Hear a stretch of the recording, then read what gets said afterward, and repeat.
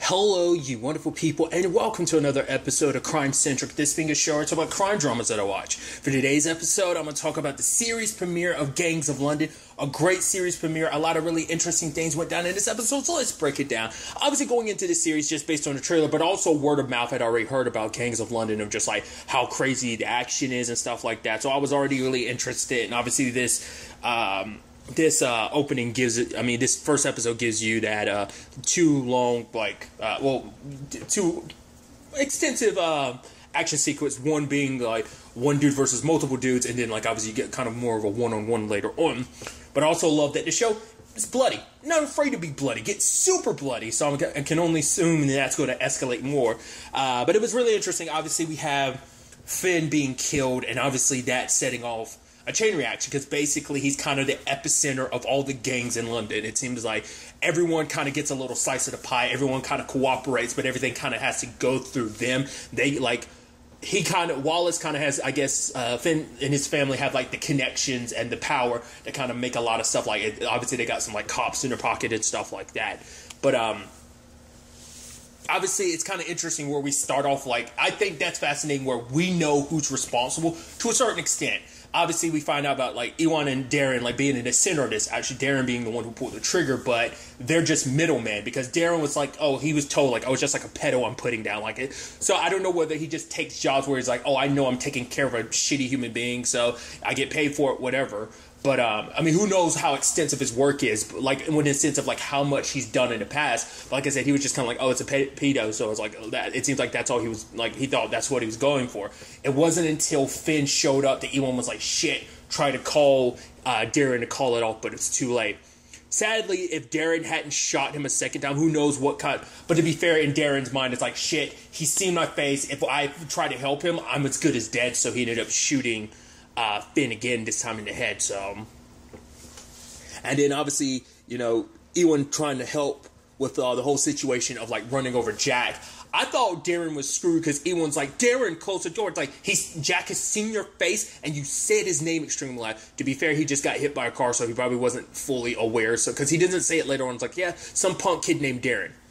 He was in and out of it for most of the episode, well, when we do catch up with him later, so it's probably a thing of he was never awake, conscious enough, long enough to say Darren's name. It's not like he has a lot to go on, it's just Darren, but maybe it could lead to it, 2 + 2 = 4, so it could have led to something down the road, but who knows. But, obviously, the family, it seems like we jump in the middle of something, because, like, the family has their issues, because, obviously, I'm warning, is Marion not their biological mom? I don't know. She might be, like, the new mom. She might be their stepmom. Because later on, like, Jacqueline was like, sit up here with the family. And it's like, no, if you're not going to do it for me, do it for your father. And she was like, really kind of, that's funny for you to say, Marion. So it's like, it doesn't sound like that's her actual mom. Maybe, I don't know. Whatever it is, she has beef and issues with her family. But, Sean was like, just come up here, sit with me and Billy. Like, she's even saying, like, I'll sit in the middle between you and Marion, so there's no issue. But it's like, and even later on, Marion gave her some book called The Secret Garden. So it's like, once again, and that's the thing about this episode too. There's so many people keeping secrets. Like, obviously, like, Ed's son, Alex, has got some backdoor dealings that's going on. It seems like Ed knows nothing about. But obviously, it's like, because essentially, he was talking to one of the people. It's like, yeah, like, our arrangement, none of this changes. And it's like, dude, I just came here to pay my respects. I went here to talk business, yada, yada, yada. But the lady from one of the other organizations is kind of like, she notices that. And even one of her people later on points it out. So it's like, her business is on hold because Sean was like, nobody's getting a penny. No one's doing any work. All things are shut down. They were already shut down beforehand for this past week. But it's like, no, they're even more shut down. This is going to motivate all of you to find my father's killer even more. Which obviously for them, it's like, it's a complication, because for Ed, it's like, I'm kind of the right hand to all of this. And you, yes, this is kind of your birthright. This is kind of supposed to be yours since you kind of run things out your dad's going. But it's like, we're supposed to be a united front. We show weakness when we're kind of divided. Where me and Alex are saying one thing and you come into the room literally within, 15 seconds to completely shit on everything we just said and did. So, but obviously they have to save face to be like, hey, Sean's in charge here. His decisions, whatever his decisions are, goes. So everyone's kind of cut off. But I did like that line from, Lunan, who was basically, it was either, I think it was him. He was like, he's the type of kid that will burn the city just so people will know, just to prove himself as a man. Because everyone looks at him, it's just like, oh, he's a child at the reins of this kingdom. And it's like, no one looks at him and really respects him in a position, because it's like, yeah, you only got here not necessarily because you worked hard. Like, your father had our respect, you not so much. So I think that's going to be a complicated thing as the series progresses. But what I thought was fascinating, though, is Elliot's introduction. I thought he was, like, kind of inner circle immediately. It's like, no, he's an outsider in the sense that he's a grunt. He works for Jim, and it's like, I love later on, he's like, I work with you guys. I work for Jim. It's like, who's Jim? Nobody. So it's like, Jim is so low down on, like, the totem pole that it's like, yeah, wait, you work for us? Elliot? Who the fuck, what? Because even Jim, it's like, yeah, I've been working for Finn for 20 years, never met the man. So it just shows you even how low down the rank Elliot is. But he's the one that kind of pieced stuff together, because it's like, whoa. They got a video of Jackie being taken there. Like, whoa, I recognize that car. You guys just let the dude run up in the bar. Obviously, like, they kind of, like, treated Elliot like shit. It's like, yo, leave this to us. We're going to be the ones that handle it. Brawl breaks out in the bar, and Elliot goes there, kicks some ass. Even later on, it's like, oh, how many dudes did you take out? 6? He's like, 8, but I had a dart. He did a lot with that damn dart, dude. Holy crap. Who knew you could do so much with it? Was like a single dart. So that was crazy. Once again, just the brawl within itself is amazing. Crazy to see how much he can do on his own. Because at first, I thought it was really interesting, because my initial thought is Elliot has his own reasons for doing what he's doing. Like, he's trying to work his way up the, like, rankings and stuff like that, especially because we find out about his dad's situation. So I'm like, okay, so he's trying to get a little extra money, take care of his dad. So it's like trying to work his way up the criminal totem pole, essentially. I guess we learn a little bit of where some of his fighting comes from, his dad, because it seems like his dad was a boxer. But he makes a comment about his dad, like, oh yeah, you used to go down in the 4th, or was it the 3rd? So his dad used to throw fights. So I think for him, it's like, because his dad referenced someone named, like, Naomi, and it's like, you got to deal with the fact is that it happened, like, almost like you can't run from it. So we don't know if that was, like, a significant other, like a family member, like a sister or something like that. But someone, I'm assuming, is very important to him died, or something terrible happened, and he's just not quite dealing with it. So whatever it was, I guess he didn't appreciate hearing it from his dad, so he snapped at his dad by throwing that shade at him, being like, oh yeah, you used to go down in the 4th and 3rd round, right? So I guess that's why his dad's kind of not probably on the, on such a pedestal like he might have used to be, because he's like, obviously he's older, and, he still does that thing where he has his dad hold his hands out, pretend like he's rapping, I guess to kind of keep him in the rhythm of things, I guess almost like kind of keep him a little sharp, keep his mind sharper type of thing. But at first you're kind of thinking like, okay, so that's Elliot's thing, why he's kind of doing what he's doing, because he did make it up the rank. Granted, did get that gun point in the back of his head. I was surprised by that when Sean put the gun to the back of his head. It's like, he's like, what? I just found Jackie and stuff for you, and you're putting a gun to the back of my head? And it was basically like, go ahead and do it. He's like, well, fuck you then. I was like, wow, you're talking to the boss like that, because he's like, I work for you.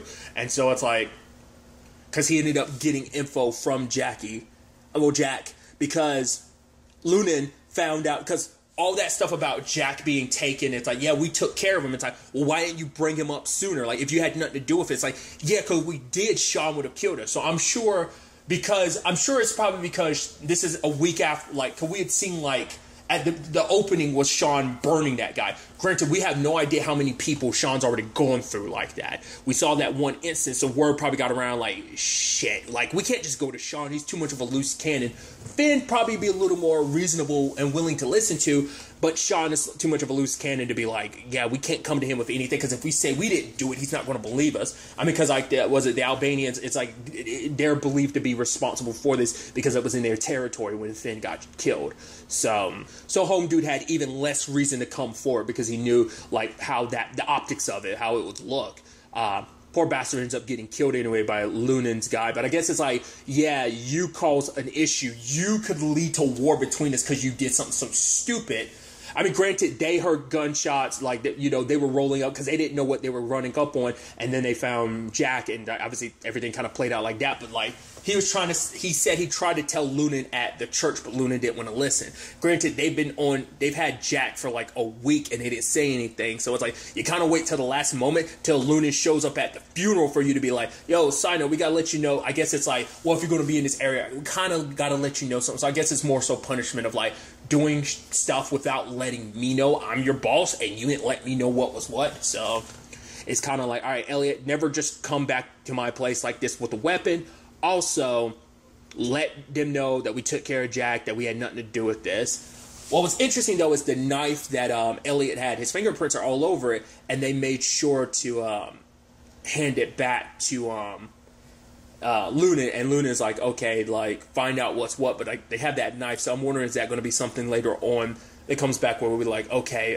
Because it was interesting, because, like, he made sure to, like, hold it with his coat. So I guess, I don't know why he did what I guess it was also the way he was, I don't know. I'm like, that was weird that you held it with your coat like that. I'm like, were you trying to wipe your fingerprints off at the last second or what? And like Elliot himself, after holding the knife for so long, did that. And I'm like, because I was just wondering, is that going to come back in some shape or form where they're going to try and frame Elliot for something later on?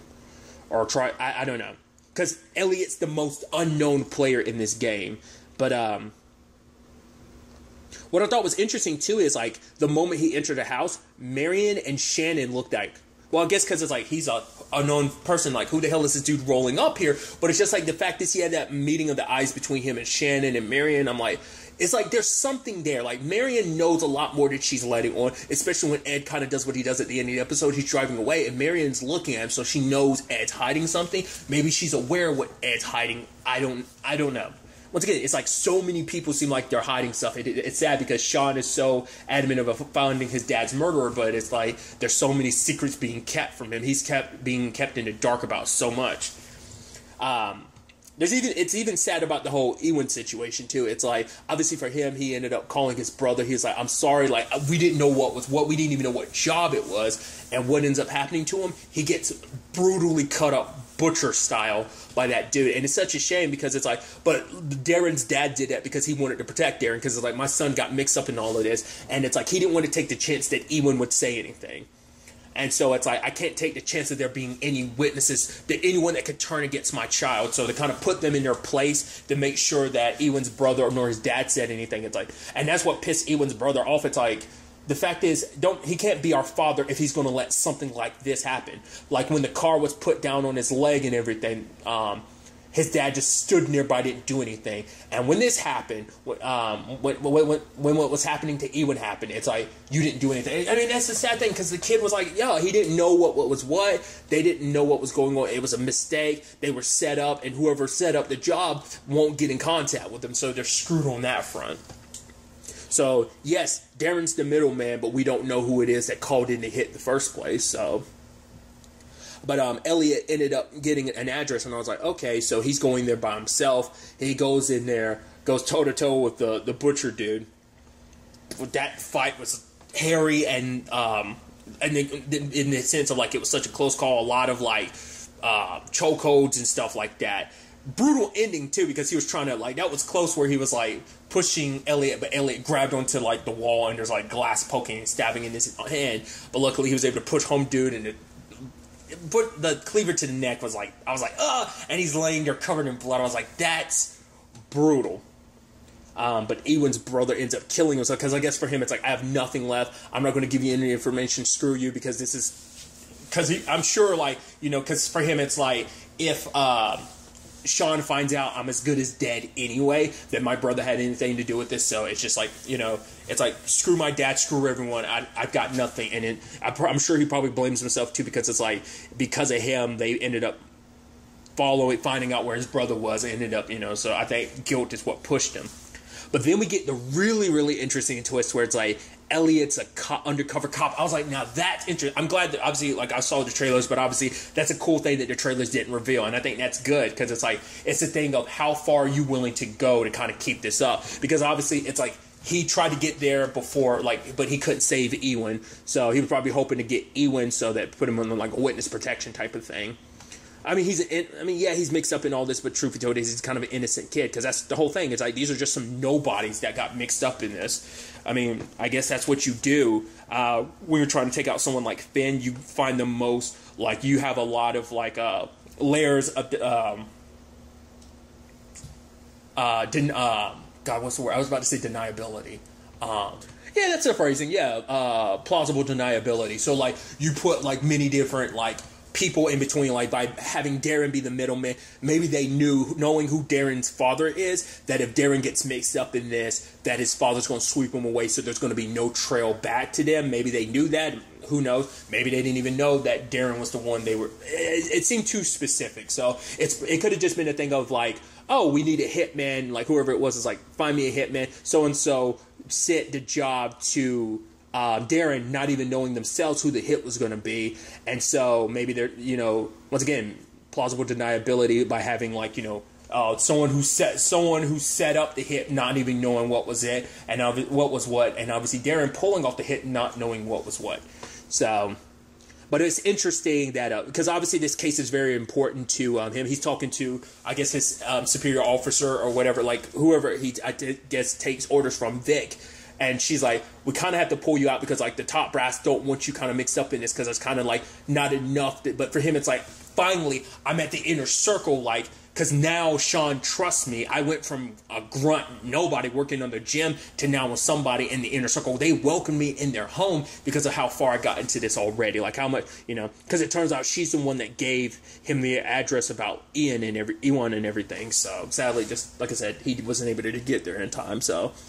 I'm curious if this has something to do with that Naomi that was mentioned by his father, like that him taking them down isn't just a job, that this might be personal. Like, why? I mean, to be fair, it's like, who knows how long he's been. He might have referenced how long he'd been undercover. I want to say 2 years, but maybe he didn't reference the specific year. I might be thinking of something else, but he's been undercover for a while. It's like, if we don't, everything we've done has been all for nothing. So that's why I'm wondering, like, he's probably had to cross some lines before now, and it's like, we've sacrificed too much just to throw it in the towel. So it's like, we're this close, let's just keep going, so she kind of gets him an out, as the cops arrive on the scene. So I think that's an interesting development.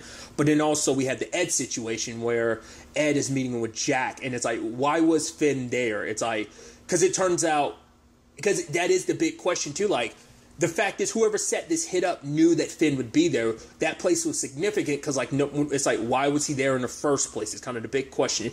And he had, like, a specific set of money. It was like, I forgot what they were saying, but it was like a very specific currency of money he had with him. And so it's like, where were you going next? And Jack's like, I didn't know. It's like, of course, he's like, you did know, Jack. So... whatever it is, it's a huge family secret. But Jack is like, eventually the family's going to know. He's like, I'd rather not come for me, but eventually they're going to come to me and ask me why I didn't tell them. So you're like, is it an affair type of situation? Does he have an illegitimate child or something? But also, whatever this secret is connected to, whoever he might have been potentially meeting there, because whoever it was that killed him will set up this whole hit, knew he would be there, knew that that was a significant place to him, that maybe he stopped by there every once in a while.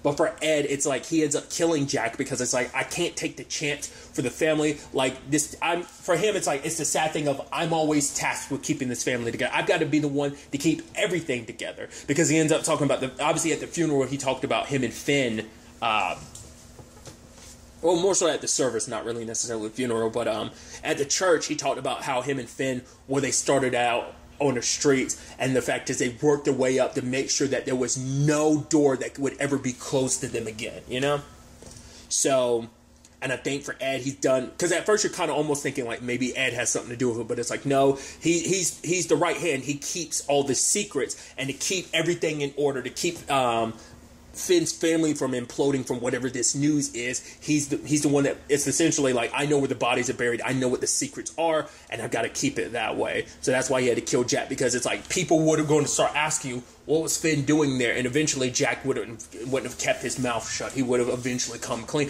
He's saying like, you can trust me, but it's like, because at first he doesn't want to, he's like, I got hit by a car. He's like, I don't want anyone to think I was responsible. But Ed was like, don't worry, they're not going to think that. He's going to try and make sure to make them, because he sets it up to make it look like he committed suicide. So I don't know whether he is going to make it seem like Jack was involved, or whether he's going to keep his promise and be like, no, Jack was so upset that you guys might think. He must have been so upset by what happened, blaming himself that Finn died, that he killed himself. And, you know, it might be like, oh, but doesn't that make him look guilty? It's like, no, Jack was an honorable person, got hit by the car and everything. So it's going to be interesting to see how Ed plays this next episode with this information. But it's like, once again, so many, like I said, just so many glances in this episode of like, you know something that someone else doesn't know. So we'll ultimately see how this all ultimately plays out. Like, hopefully we get more insight into understanding why Elliot's doing what he's doing. Like, you know, besides just being an undercover cop, like I said, it seems like this is personal to him. Like, he wants to take down the Wallace family. I mean, to be fair, like, they're probably the biggest gangsters around. So it's like taking them down is taking down a lot of crime in London. But it also seems like his reasons for staying under, too, it seems personal. Now, whether that ends up being the case or not, once again, maybe like the Naomi he cared about got killed by someone related to this family. Now, whether it was Finn, maybe it was something else, I don't know.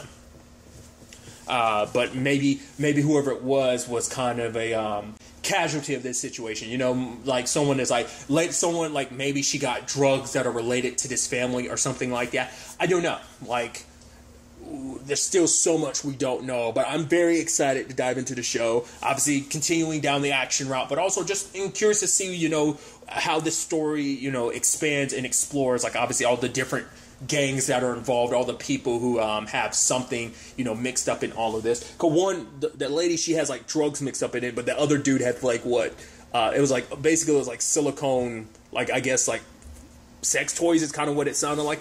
She was kind of implying that he had, that are kind of stuck at sea right now because everything got shut down. So she's obviously, because she found out like, oh, there's like a backdoor deal going on, and we're just gonna get our girls, like, we're gonna get to work anyway, you know, despite everything. So even Sean's ready to go to war, and like, if it means finding out who was responsible for his dad, because he feels like whoever it was had to be someone that was invited to that meeting, someone waiting to, like, you know, cut the head off this, you know, head of the, you know, snake, serpent. You get what I'm trying to say. So obviously, like I said, I'm just really interested to ultimately see how this ultimately ends up playing out, unfolding into the next episode. But really, that's all I want to talk about. To the next time we meet, be happy, be safe, live life to the fullest, and enjoy it. Good day and goodbye.